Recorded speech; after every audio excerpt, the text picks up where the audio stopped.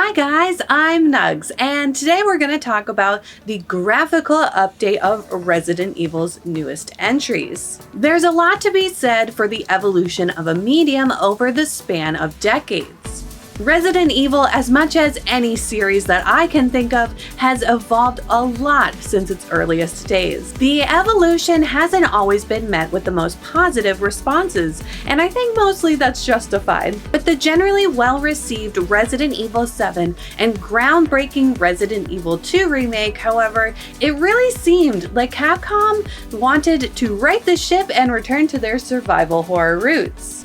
Then Resident Evil 3 Remake came out. Once again, Capcom seemed hell-bent on trading the horror for action and thrills, and once again the fanbase was outspoken about their feelings. Resident Evil 8 then returned to horror, though of a different breed.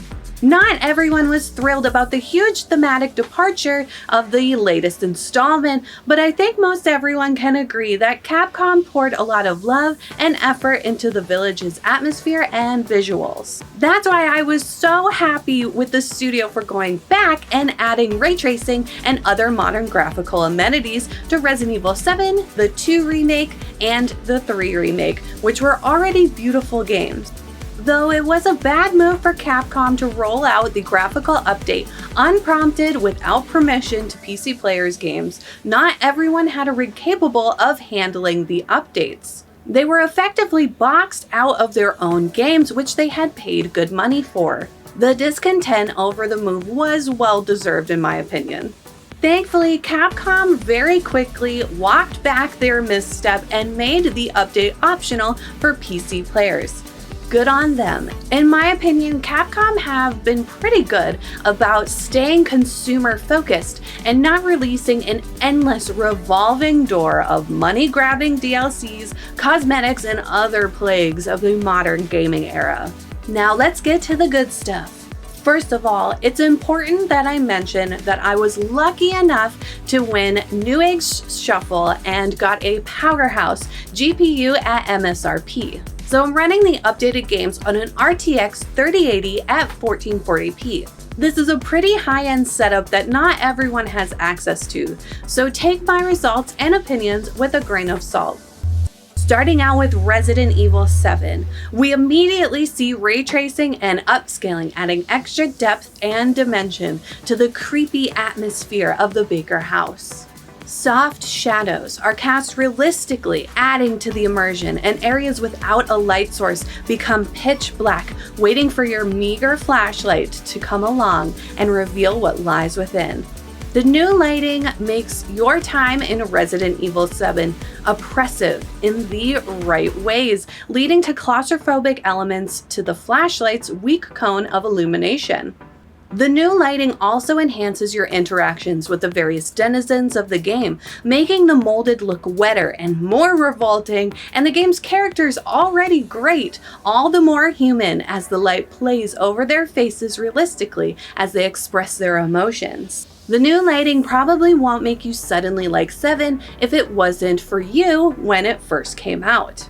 But it certainly makes this first-person entry all the more immersive for fans. Next, we take a look at my personal favorite of the modern Resident Evil era, Resident Evil 2 the Remake. The opening sequence at the gas station takes full advantage of ray tracing, with the shelves and displays casting shadows that keep your eyes ever searching the periphery of your vision, alert for anything hiding in the darkness, waiting to sink their teeth into you. Like a lot of ray trace games, the technology especially excels at enhancing low light areas, where individual light sources make the most difference. The halls of the Raccoon City Police Department and the chilling corridors of the Nest facility are especially scary, and I found myself walking slowly with my gun ever at the ready as I rounded corners, even though I had beaten the game well over 20 times. Areas lit by fire were also extraordinary to look at, with light wrapping around my character and making me nearly feel the heat of the flames. The graphic update adds a lot to the Resident Evil 2 remake in my opinion, pushing a lot of the game firmly into horror territory. I can totally see the update creating an even more incredible first-time experience for new players and giving vets like me a reason to come back and enjoy survival horror once again. As far as I'm concerned, Resident Evil 3 Remake was in the most in need of a horror booster shot.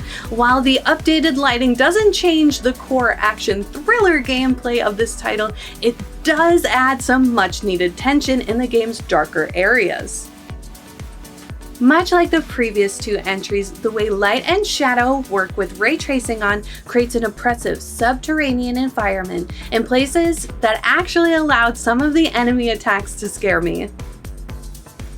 I don't think anyone will accuse Resident Evil 3 Remake of being a full-on survival horror game just because of this update. But there is a bit more of a classic experience here for fans who desperately wanted it.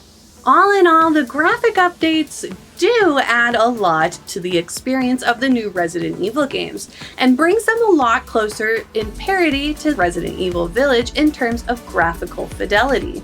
I think that the update also adds a point or two in the actual horror experience of the new titles. That said, these are still the same games they were at release, so if you didn't like them then, the new lighting isn't likely to change your mind. For everyone else though, turn down the lights, put your headphones on, and get ready to enter the survival horror again at its most realistic looking. Until next time, I'm Nuggs the Final Girl. Like the video and subscribe to the channel so I have enough ammo to fight all these BOWs. Bye!